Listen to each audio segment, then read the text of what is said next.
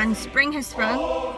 It's sunny now, isn't it? Yeah, and on the TV it's the background of spring. Oh, so our Netflix background has changed itself to one indicating spring. It's joyous. Right, okay.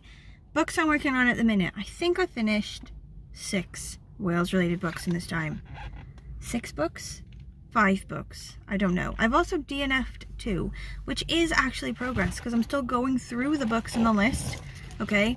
Getting rid of them one way or another. Currently, I'm working on 2 books, right? One as a physical book and one as an audiobook. So this one here, I've got with me, Here Be Dragons by Sharon Penman is the physical book I'm working on, and it is a motherfucker. Like, it is huge. Which is an issue because I have a hard time committing to big books and I'm not that far into it. But I feel that I'm enjoying it. It's like one of these like medieval epics, right? It's like you start out following one person and then they grow up and then you follow their kid, you know, like so on like that. So it's in like the 1200s in Wales, and you've got this kid who's like related to one of the princes of Wales, but his mother like remarries into like an English family, like an English lord or something, like a political arrangement. And now like the kid is really Welsh, he really loves Wales, but he's had to live in England for a couple of years, he didn't like it, you know, now he's moved back to Wales. And I think in the end we'll eventually start following more intensely his daughter, you know, not really him so much, but at the minute he's not grown up yet. Okay, so alongside reading Here Be Dragons, I'm also listening to the audiobook of this one, Tirzah and the Crows by Deborah K. Davies. I got the book from the library because I was going to read the book, but I think I'm just going to give it back because the audiobook's going really well and I'm just going to continue on with that to the end. But like I'm about halfway through it and I reckon it's going to start to get really good soon. Like potentially this is one where the first half is like okay, whatever, but the second half is super good. Like that's my prediction. So at the minute it's just this girl and she lives in 1970s Wales. And her family's really strictly Christian, so like no impure thoughts, no immodest dress, like that, you know, kind of thing. So far she's just sort of been going about her life, doing her chores, going to school, blah blah blah, doing normal stuff people do, you know, and then just thinking the whole time, oh, like that's so sinful, oh, I'm such a bad girl, like just like kicking herself, like sinning, you know, all the time when she's just sort of living her life. And I think she's sort of starting to break away now. She's starting to be like, well, why is that sinful? You know, why are we punished for that thing? Blah, blah.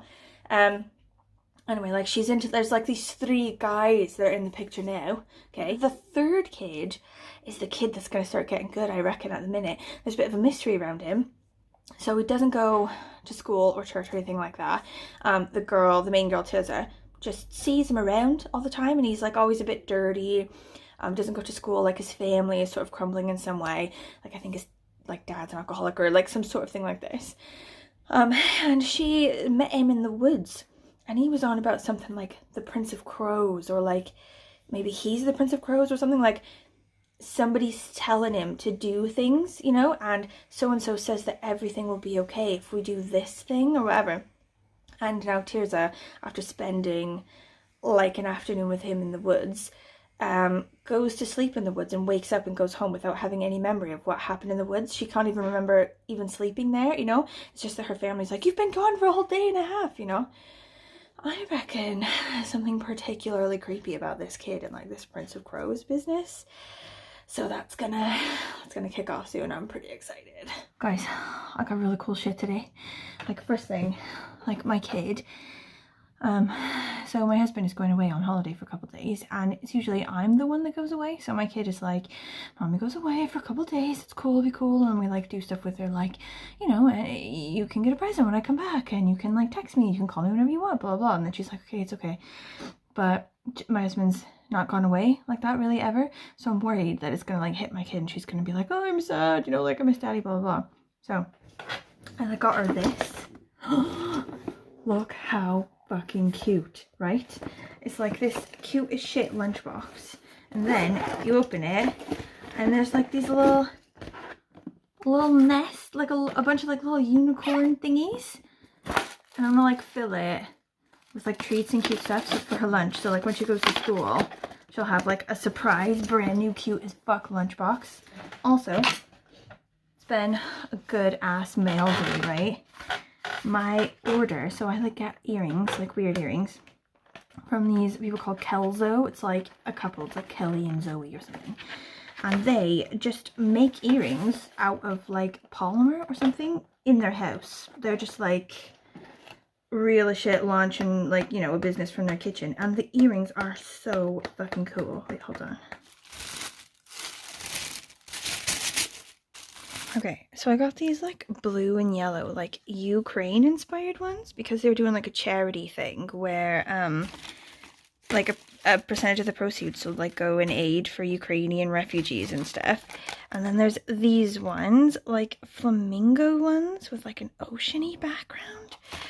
And then these ones, which also dangle, right, like the other ones, but they're like clear dots. Oh man, he's cool as fuck. All you have to do is you take the pot that's still in there and you put it in the sink and you get it all wet. It's okay if it goes in the shade. It's more okay when it goes in the sun and it needs loads of water. You could water it every week. Oh, thanks, monkey. You're welcome.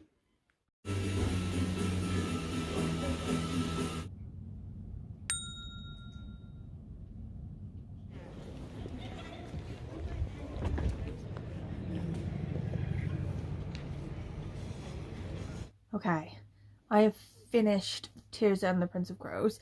Not in book form. I just haven't gotten around to giving that back to the library. But I finished it in audiobook today in work, and I think I'm gonna give it 3 stars. Like, I enjoyed it. I did not hate that book, you know.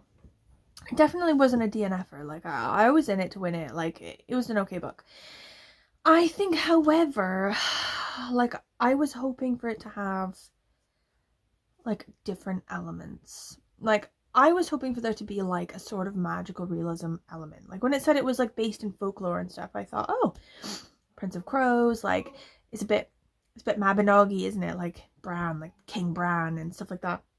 I just thought there'd be, like, more, like, cool mythical shit, you know? And it just turned out that that was like a device for sort of setting up the like the scene and like the feel and the vibe and stuff, like foresty and gothic and rural and stuff. And like, to be fair, I appreciate that. That was a solid vibe. And I think based on this author's like ability to build a vibe, I'm probably gonna read her stuff again. Like, I know she's written other things with like awards and notoriety and stuff. Like, I might sort of try to find that. I'd try her again, definitely. But I think I ruined this one for myself by sort of expecting there to be, I don't know, some sort of like creepy shit in the woods, like some sort of possession or like, you know, some sort of like magical element. And in reality, it was just like this girl, this Christian girl, like trying to come to terms with like that not being her vibe anymore, you know, like sort of pulling away from that and like growing up, and just like a really like literary presentation of like growing up. So I'm going with 3 stars, like basically because I ruined it for myself, to be honest, not because the book itself was bad. But anyway, that's the end of that audiobook, and I'm not sure now if I want to replace it with a different audiobook, because I still have On the Red Hill by Mike Parker, something like that, which I've heard is really good, and I'm really excited. I really want to try that out. But I don't know if I should instead just devote all of my reading power toward finishing Here Be Dragons. Roedd pawb yn chwerthin ac yn chwerthin.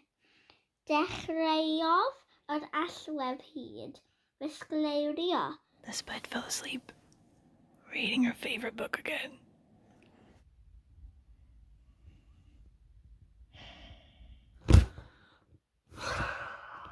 Okay, this book, Here Be Dragons, I don't hate it, but it's so big, y'all.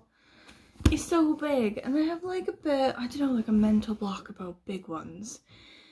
Like, I go to sort of, you know, pick it up, and it's like daunting to pick it up, you know, so then instead of reading, I just do something else. Like, I've been watching a lot of Veronica Mars. I watched a lot of The Magicians. You know that book, like, by Lev Grossman? I read it ages ago. It was good. The show, you know, I didn't hate that show. It's a good show. Basically, I think I need to have, like, a serious talk with myself about whether I'm going to read this book or not. The size of it is a thing, and also, as cute as it was to, like, revisit younger Heather for a bit, like the Heather that likes medieval epics, the novelty may have worn off quickly, you know, like, am I still into that shit? Probably not. Like, all of the different, like, oh, this king is allied with this king who did this thing to that one, and that one gets this castle, and like all that sort of stuff. Like, it's, you know, Wales related, so, you know, interesting, more relevant to my life. I think I need to DNF this one. I'm sad about it. I am. And part of me is like, am I making a huge mistake? Because am I gonna, like, want to read it at some point, you know? But also, I've had this book in my house, I think. I got it before I even moved to this current house. So, like, more than 10 years ago. And always I go to put it in the box to give away, and I think, no, what if I read it? And is it that sort of same irrational pull now? I've got a rational part of me that thinks, like, one day I'm gonna read it, and I'm not. I don't know. I think I'm gonna DNF it. Guys, I moved on to Waterfalls of Stars by Roseanne Alexander. And I think I'm gonna DNF this one as well. I'm in a bad place. I'm in, like, a dire, emotional, hopeless place. Like, loads of people said this was an amazing book, and I love the idea of it. So it's based in Skomer Island, right? Like, the caretakers are like the stewards of Skomer Island. You've got to live on the island, and you've got to sort of, like, be cut off from people for, like, huge, like, swaths of time in the year. And I want to go to Skomer Island so bad. They have, like, puffins there. It's, like, basically a nature reserve. It's just fucking awesome, and I want to go, and I want to take my kid, and I will do someday.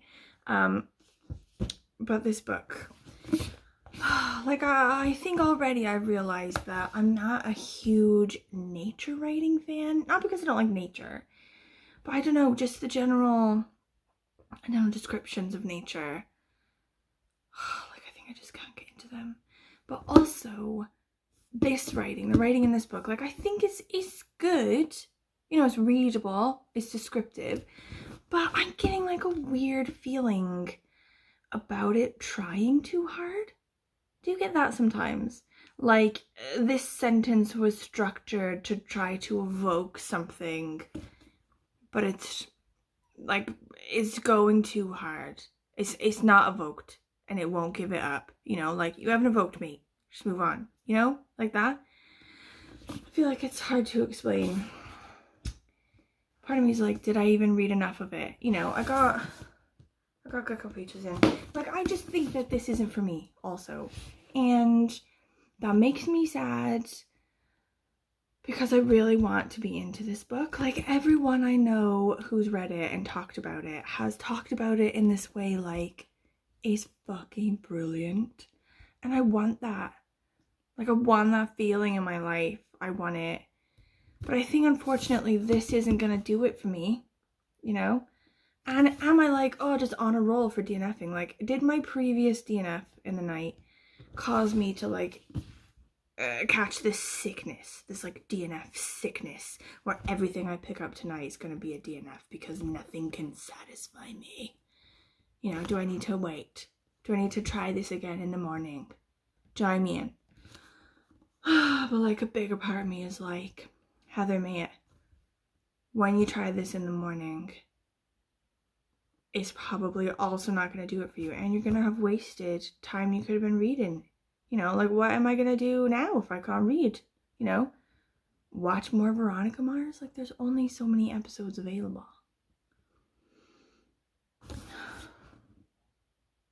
Okay, yeah, I'm going to DNF this one. It's just, but, like, also now, okay, I've DNF'd that. I'm running out of books for DEWITHON. You know, I had like this whole stack of them. Like I've got the Mabinogion ones. I think I've got 3 of those left. Like I could read those, but I'm just not feeling it, mate. I'm not feeling it. Like also, I've got this other one, this Nadifa Mohammed one, about this guy, like a brand new one called like The Fortune Man or something, about this guy. He, in like the 50s, he was a man from, I think, Somalia or something like that. He was working down the docks and he was wildly falsely accused of murdering this woman, and then I think he was just executed. Like that happened. And I think that that story is based on that, and it looks really interesting. But it's on Script. It's on my phone. It's like an ebook, which is just 100% not my jam, as much as I just want it to be, because I don't want to waste money. I don't want to waste space in my house. I have a tiny house. I can't fit any more books in it. I want to be into ebooks because it will just make my life easier. But I'm not into it. I don't want to read my phone. I also don't like Kindle devices because they're an extra device. I should just fucking haul around with me. So, what am I gonna fucking read now? I can't even fucking know. I'm in such a crisis. This is such a deep crisis. I'm a lost emotional shell of a girl. Okay, I think I've solved it. Oh, so excited. So, I think I said about this book at the beginning of this month when I said all the books that I could potentially read for DEWITHON, but then I put it in the library book box, because it is a library book, like the little basket over there that has all Anne Wynn's library books and also some of James' ones and my ones and blah blah blah. But when they're there, I sort of forget they're there sometimes. I forgot that I had The Blue Tent by Richard Gwyn. Okay, so this one, I've already read a little bit of it and I feel like I'm getting good vibes. Like I don't want to be premature about it and ruin it, okay? But I've read quite a bit of it now and I'm not hating it, right? In a lonely house, deep in the Black Mountains of South Wales, a man spends insomniac nights absorbed in the ancient texts left him by his mysterious aunt. When a blue tent appears in the field at the end of his garden, his solitary life is turned inside out. But who owns the tent? And when the tent's occupants emerge, whose story are they telling? As his life unravels, the man begins to question whether he is the orchestrator or the victim of his own experiences. Like fucking hot damn, right? Am I right? Oh, thank God.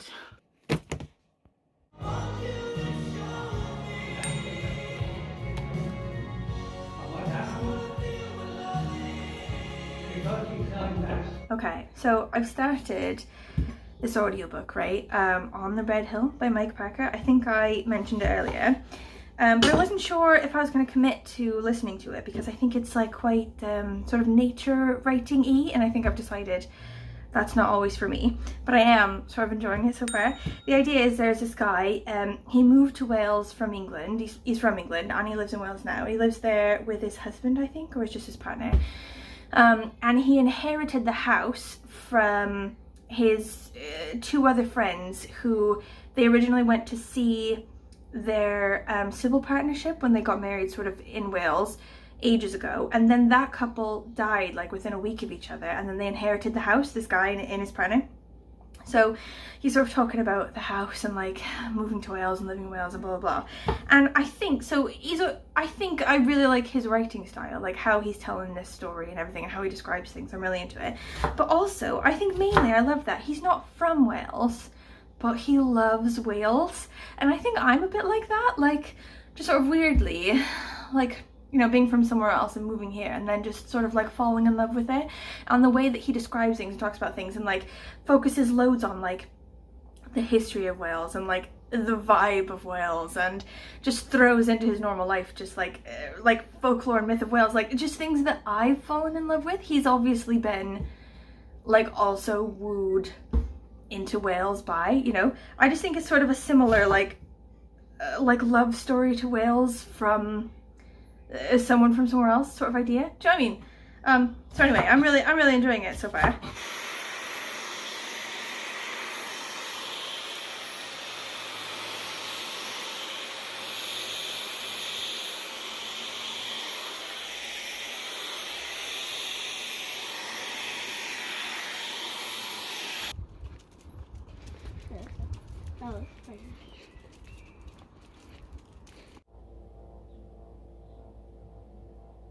Y'all, do you hear the silence in my house right now? I am in this house completely alone. Apart from my dogs, obviously, but they're sleeping because that's what they do. My husband works from home and never leaves. Like, he has gone on holiday for the first time since basically the pandemic, even though I've gone on holiday loads since then. And he's away all day until tomorrow. And my kid is at school. And I'm working from home today. Like, this whole house is just mine for this whole day until about 3-ish. Like, what shall I do? I'm like overwhelmed by the possibilities of what I can do in an empty house, and most of them have to do with blaring something really loud while doing other stuff. Like, I could blast the current 2022 Eurovision songs, which I'm totally into, or I could blast the audiobook I've been listening to, that On the Red Hill. I've listened to a lot of it now, and I'm quite liking it. Like, there's a lot of like really interesting stuff about being gay in the UK and in Wales sort of specifically in the 50s and 60s and stuff like that. So maybe I'll do that while like deep cleaning my kitchen. Is that a thing? Like, you know, you're in your 30s when you think, I have this whole house to myself. No one will get in my way if I want to clean the kitchen. No one's gonna be like, babe, are you cleaning this microwave? Because I was gonna heat up some lasagna. Like, yes, I'm cleaning the microwave. Does it look like I'm cleaning the microwave? Oh my god, I'm just overwhelmed with possibilities. Okay, I have cleaned the fuck out of my kitchen. Like, it has never had such a deeper clean. It is basically a virgin again. Like, it is confused, okay? But in the course of doing that, I finished On the Red Hill because I'm fucking awesome. I enjoyed it. I'm gonna give it a 4-star read, right? I think there wasn't as much nature writing in it as I thought there would be. It was more like talking about him and his partner and like the history of Wales and the culture of Wales. It was more like a story of an expat gay in Wales, and I just love the crap out of that. It was really good. Like, it got a bit sort of boring in spots. I think it sort of lost me. But not too many. So I've just knocked it down a single star, 4 stars all the way. Loved it. I had a bit more time left. Like, I was still like scrubbing the fuck out of stuff and still needed an audiobook. So I jumped into not a DEWITHON read, but it is getting to the end of March, and I thought, am I going to finish this audiobook before the end of March, blah, blah, blah. Like, I'm ready to move on now. So I've jumped into Thrill by Jackie Collins, which is the 90s book club read. Bert's like my so-called book club. And it is so far a trashy piece of shit. I love it. Fucking love it. It is exactly as trashy as I hoped it would be when I voted for it. It is now 1:30 and I have to leave roughly 2:30 to get my kid. So I have taken this brilliant time in my house and I feel like I've made the most of it, but there's so many other things I could have done, you know? I could have had like a really long relaxing poo. I didn't do that. Could have written in my journal in like a really relaxing way, you know, anywhere in the house that I wanted to without disruption.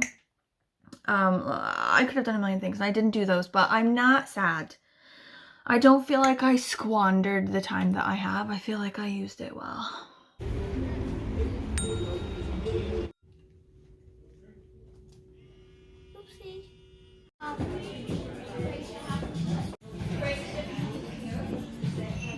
Does anyone know the story of Gellert, the dog? Like, they are doing Gellert in school now, like doing like the story and like loads of stuff to do with the story. And made a castle. Yeah, and my kid is like traumatized by Gellert and like cries all the time about Gellert. Like, their teacher said, oh, we're coming to our Gellert unit. The kids really enjoy Gellert. It's their favorite unit. Like, do any kids actually enjoy the story of Gellert, or is it just traumatizing for everyone? Like, show me an actual child that loves Gellert, the story. and doesn't cry about it because it's awful. Show me that child and then I will believe it. Until then, I don't believe they exist. Llewellyn's wife died because the big castle they were in knacked. Llewellyn came in and then saw that there was blood everywhere. Rocking her was back upside down, and the baby they couldn't find it, and there was blood everywhere on the blankie. So Llewellyn thought Gellert killed the baby, but then Llewellyn killed Gellert, and then the new wife heard the baby cry, and then it was a big mistake, and then they builded a grave for him in Myth. It made me nearly cry for that every day, and the only bit that made me cry, it was in the bit where it has gone sad.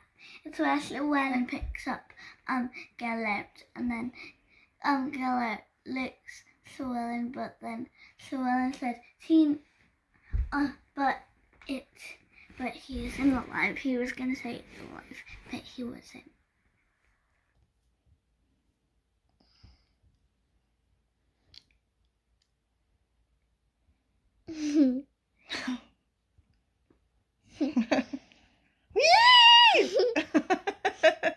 There we go.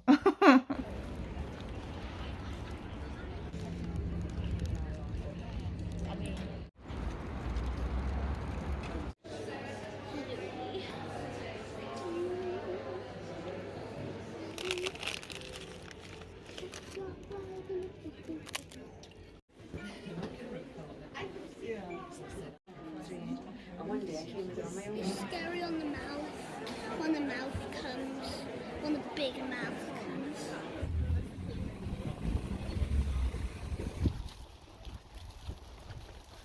comes. Okay, I apologize for the lack of updates on the blue tent. I haven't been able to read it as much as I'd like, and when I do read it, like, I haven't really had a chance to chat about it.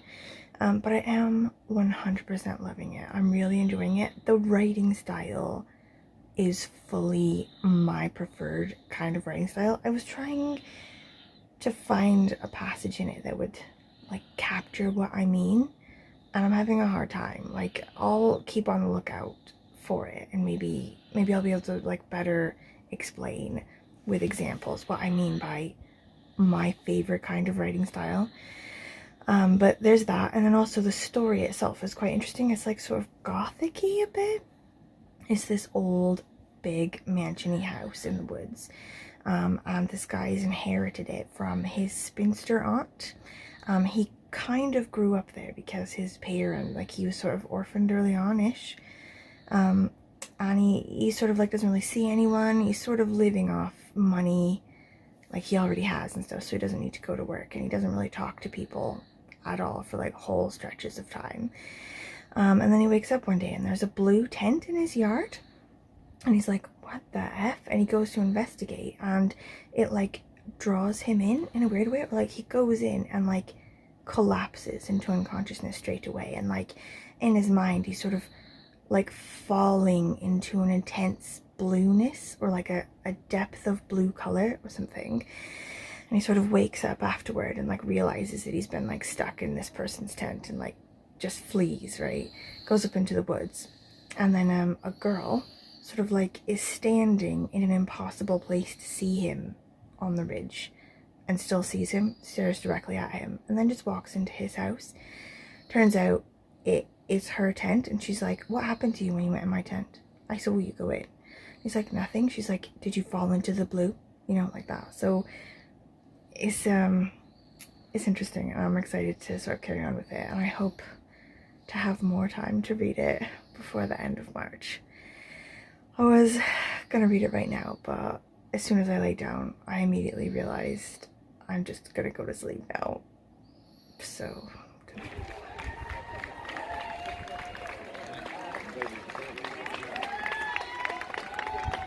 okay, the half marathon was today, and I had to get to yoga in the morning, and the route for the half marathon always circles my house like in double circles because I live right in the middle of the city. So I always have to cross the line like 3 times to get anywhere. Oh my god, nightmare. And then also, because there's so many people like not from Cardiff, in Cardiff for the half, like they don't know where the cycle lanes are, they don't know where they're going, they're not watching, they walk in huge groups. I almost died about 9,000 times in the cycle lane because nobody recognizes it's a cycle lane. Even when I look at them, I'm like, okay, this guy sees me. He sees it's a cycle lane. He's not gonna run out. And then he runs out. I almost died. Mary! Okay, have a lovely Mother's Day! Oh, whoa! Seal a mamma happas. You deserve it. And when? Oh, who's this then? This is you, that's me, and then I cooked you, and then Dad's cooking popcorn. He makes all our food, doesn't he? Yeah.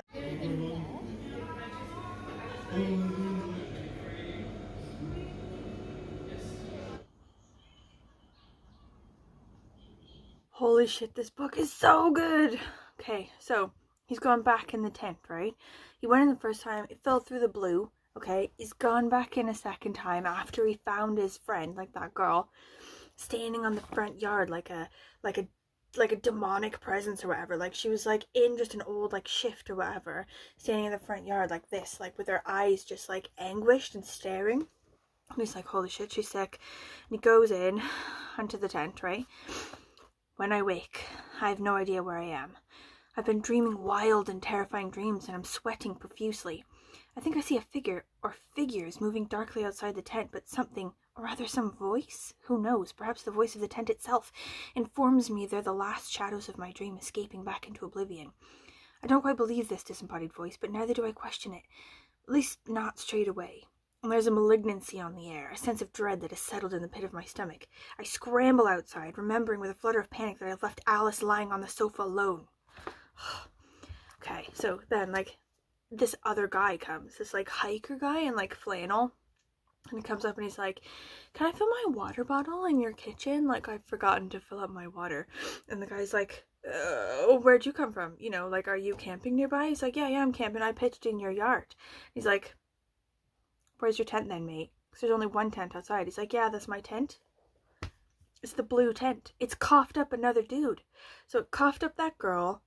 And it, like, she seemed normal and it was cool, and they were like, you know, having an okay time, just living in the house together, okay? And then she's in like this like weird like trance state, like super creepy on the like the front lawn when he comes home, and then it coughs up another dude. This book is so good so far. Like, I don't want to like jinx it or anything by saying how good it is, but at the minute, if it was just to like continue as good as this to the end, favorite book of the year. Not like, no qualms, no doubts. What do you want on your toast, Dad? Oh. Holy shit. I have finished The Blue Tent, and it was so good. Holy shit. Like, I don't want to say any more about it. Like, I like understand that I could so easily just spoil everything in the book and spoil the ending by saying any more than I've already said. But it does end like quite nuts, I guess. Not nuts, but like, I don't know, it's like elements of like, you know, magical realism and stuff like that. But holy shit, I loved the crap out of it. And this is one of those times when you desperately need to be reading it for a book club, so that you have 5 other people you can text right now at this moment. So you can be like, oh my god, what about that part? How do you feel about this? Like, what was that supposed to represent? Like, just sort of, I need people to discuss this with, and I don't have nobody. I'm gonna have to just sort of scour the internet for forums and like just read what people have written if there's anything. But it was amazing, and I would say best book of the year, definitely. Like, I know it's only been 3 months into this year, but last year this happened to me as well, where I read it in the miso soup quite early on in the year, and I was like, ooh, best book of the year, I loved it, but it'll probably be dethroned by the end of the year, blah blah. And then it wasn't. Like, it was just my favorite book of the year, and I feel like this has the potential to do that, and I'm so happy because it's the perfect book to end on for DEWITHON. It's not only the best DEWITHON book, but very possibly the best book of the year. So good. I'm just gonna be thinking about it for absolutely ages. And like, it's definitely one of those books that would definitely be good for a reread. Like people who love to read and reread and reread, you know? Like, because every time you reread it, it would be like reading it for the first time. Like it would be one of those books where with different knowledge, you make new connections and like, you know, spark new thoughts and stuff like that. Like it'd be good for rereading. Oh my God, so good. So good. I'm so annoyed this is a library book now. Like, okay. That's a heckin' wrap on DEWITHON. It's over. And that massive pile I had at the beginning of DEWITHON, all those books that I needed to read, it was a huge, massive pile that lived on my windowsill and has done for ages, blocking out the sun. That pile no longer exists because the only thing remaining from that pile that I haven't read or gotten rid of is these 4 books, which can easily be absorbed into other piles throughout the house. That pile no longer exists. That, ladies and gentlemen, is the ultimate success of DEWITHON, I feel. Right, and I do want to read these. I do quite enjoy them, and I will get to them eventually. I just, not now.